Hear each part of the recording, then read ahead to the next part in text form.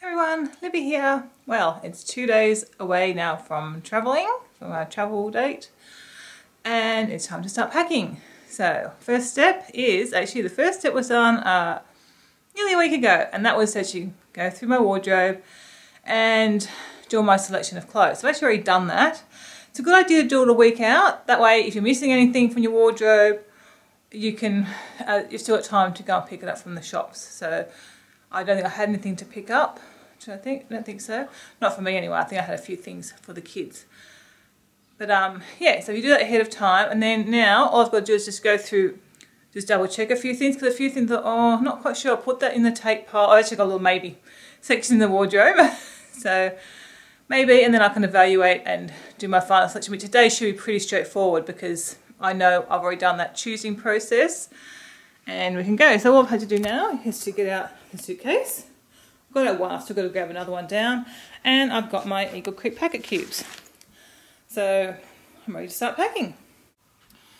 So I'm just going to show you my wardrobe, what I did the other day. So as I said, I went through and I chose things, and basically my rule of thumb is to have 4 days worth of clothes for the main season, and then if it's seasonal weather that you might get cold, might get hot. So in our case we're going to Florida and the Caribbean, so it's going pretty warm. So I've got 4 days of warm weather clothes and 2 days of cold clothes, of cold weather clothes, because in the evenings it could get cool.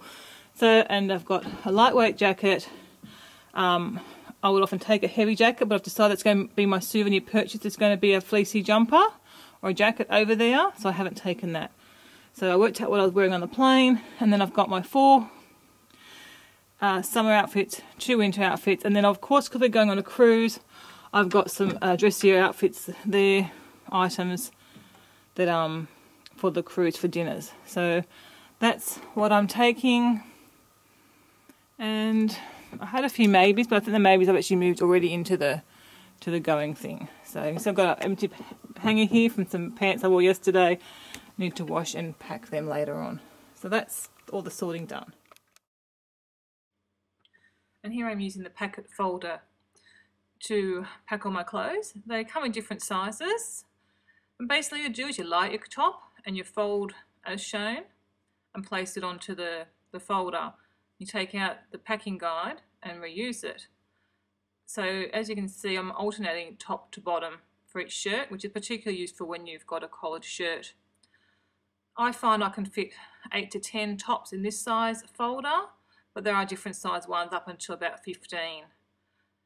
When you get to your last one, you place the guide on top, which you'll see me do in a moment, and then, there we go, and then you just fold the bag all up nice and tidy.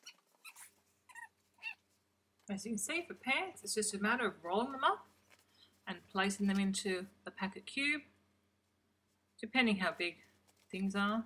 Skirts are the same. You can fit 4 to 5, just depending on thickness. Obviously things like jeans, like I've just done, are a lot thicker and harder to pack in. But you can pack in quite a bit, and they keep really nice. Well, they're going putting 5 things. I'm about to put 6 in. They're very thin though, those ones. They're very easy, and you can look in the mesh and see exactly what you've got packed in there. For night time, I've got 2 sets of jammies and a very lightweight robe, or kimono as it's called. So I usually just like fold them in half and then roll them up. You really just want to remember to take the minimal clothes that you need.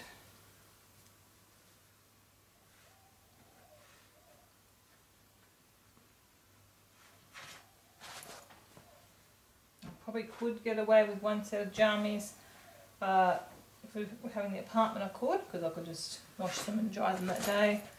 But on the cruise ship we won't have laundry facilities. So I've got a very, very lightweight robe, weighs nothing, and when it's all folded up, will take up very little room.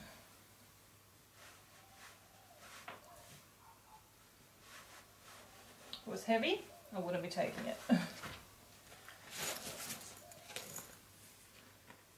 So the beauty of these bags, once they're zipped up, at a quick glance, you can see what's in them. I packed a few items for our cruise for formal night. As you can see, here's some shirts for my husband and some clothes for myself into a separate little bag because we wouldn't be using this for the first 2 weeks at Disneyworld. Okay, once everything's into cubes, it's time to put it in the suitcase. I've already put 2 swimming costumes and a little sundress in there. I've put my formal dressy shoes in there for the cruise and my wintry Crocs to wear for at night and when it's cold. So basically I have just to put these straight in. A good little suitcase, this one. It's got lots of pockets. You can sort of set it out how you want. As you can see, the suitcase is not going to be full, so I'll leave the straps out because I'll tie them down. Poor Rosie's had a hard morning. Look, I've got everything down to pretty much one layer. So I think that's me all packed. I've still got to do... When packing for my husband, I just follow the same procedure that I used for my own clothes. Alternating his shirts, particularly important with collars, so one end doesn't get too bulky compared to the other. As you can see, I've got my 2 goldies on the bed now. Really didn't want to miss out on this part of the packing. So again, there's probably about 8 shirts in there, and just the same with his pants. Just roll them, smoothing them out a bit to try and compress them. Rolled into the bag. It's just the best organising system because you can look in those bags and see what's there. So that's his swimming costumes done, and that's him done. So easy.